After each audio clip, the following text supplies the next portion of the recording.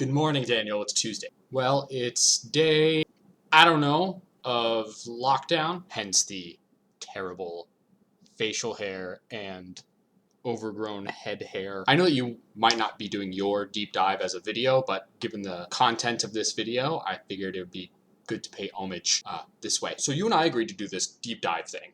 And since they were such an inspiration for me to do this, the very idea of what we're going to be doing is based off of these two. I figured I would start with them. I know so much about them, and by them, of course, I'm talking about the Green brothers, Hank and John. I've been following them for over 10 years, and I've seen every single one of their videos on their main channel. I promise I'm not obsessed, even if I am wearing his face on my t-shirt. So I figured they would be the perfect first deep dive. Let's start from the beginning. The two brothers grew up mostly in Orlando, Florida. John went to a boarding school, I think, in Alabama due to trouble with his normal schooling and how it wasn't quite working out for him. He later used this school as the setting for his first novel. Hank went to public school. John got bachelor's degrees in English and religious studies. Hank got a bachelor's in chemistry and a master's in environmental studies. John was a chaplain's aide at a children's hospital, originally setting out to be a priest, but after many experiences with suffering children and the hardships they go through, those experiences led him to becoming an author. Hank was the creator of EcoGeek, a green tech blog that started out as a class project and then just grew into an actual factual publication. John married a woman named Sarah, who's also known as the Yeti, and Hank married the Catherine. This is where the actual project begins. So the brothers, having spent most of their childhood apart, decided in late 2006 that they wanted to connect more with each other. It was called Brotherhood 2.0, and the tagline was, "It's a whole new kind of brotherhood."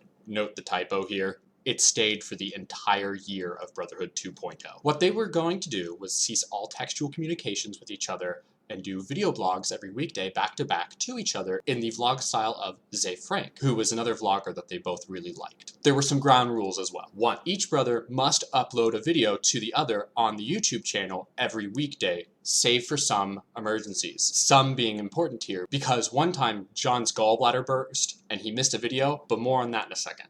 Each video must be 4 minutes or less. They decided on this because 4 minutes is a very digestible amount of time to watch a video on YouTube. It's not too short, it's not too long. There is a small exception to this rule. The video could be 4 minutes and 1 second long because sometimes back in the old days of YouTube, YouTube would add a single second, so they just let that slide. Rule 3, no textual communications directed at each other for the entirety of 2007. This includes emails, text messages, write-in letters, post-it notes, anything of the sort. If any of these rules were broken, the other brother got to issue a punishment. Even after the first year, when the rules for the video channel got a little more lax, punishments were still a semi-regular occurrence. These ranged from handing out peeps to strangers on a downtown sidewalk. Hi, do you like peeps? It's 12 peeps in your hands right now. Yep, 12 peeps. What's going on? I do not want you to choke yourself. Yeah. That's a lot of peeps. Waxing body parts. 3. Oh boy! Spending 15 hours in a Target. There are lots of people in this Target, and they don't think I'm normal.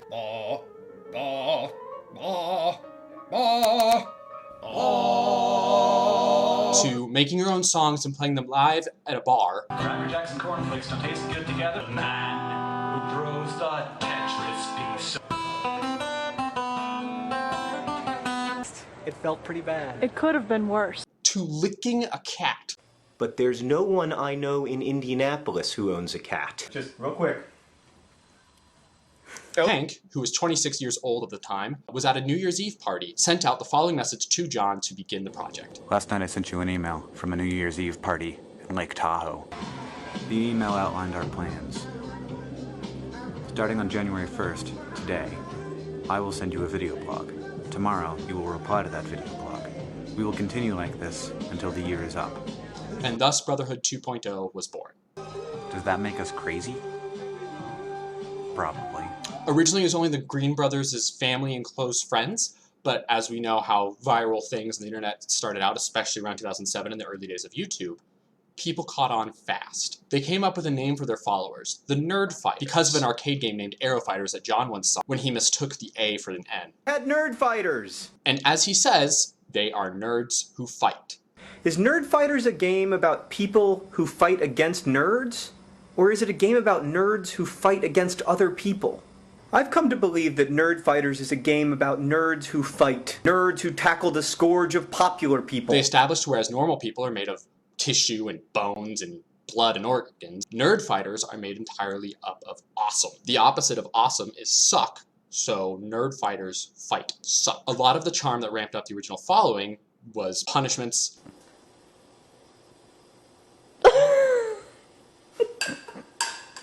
I'm gonna puke.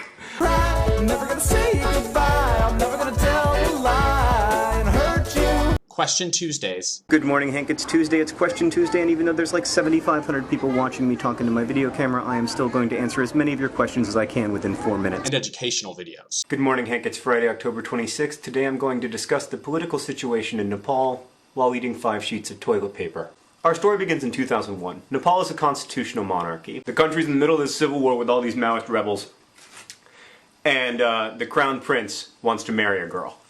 Now, it happens the girl the crown prince wants to marry is in the wrong clan. In March of 2007, they started informally collecting funds to help their followers do some cool things and decrease the amount of suck in the world, like attend their first concert. They dubbed it the Foundation to Decrease World Suck. But then more money started rolling in, and they used it for more charitable ventures. But more on that in a minute. The channel really took off on July 18, 2007, when Hank uploaded a video of himself singing his song Osseo Deathly Hallows in honor of the 7th Harry Potter book, and it made the front page of YouTube. This really was the big turning point for them as vloggers. The other leap-off point was 5 months later in a community effort project called the Project for Awesome, where they manipulated the YouTube algorithm by en masse voting and commenting on YouTube videos promoting charities, one of which was the Foundation to Decrease World Suck. Project for Awesome is still a yearly event for them. One year, YouTube straight up gave them the front page. They even had a little banner up top and everything. They do 48-hour live streams full of fun stuff to help raise charities while they all go around to different videos and comment and like and raise awareness for these charities. These live streams have special guests, Sharpie face, and all sorts of things to get more viewership and to get more donations. Last year they raised over $1.4 million,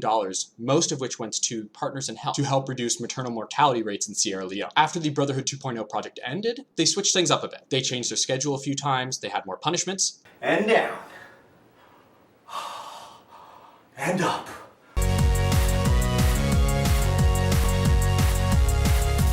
Yeah, it got pretty weird. John ended up writing all of these books. Hank became an actual musician with 3 albums and 2 books of his own, and together they launched Crash Course, a free online education platform, as well as a myriad of other projects. I mean, look at this!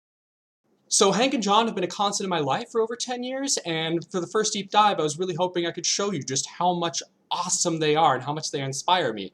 I have met one of them. I saw them live last month. They're basically my heroes, the nerdiest, most generous people that anyone could ever be. I hope you enjoyed learning about them. I can't wait to see your first deep dive. Daniel, I will see you then.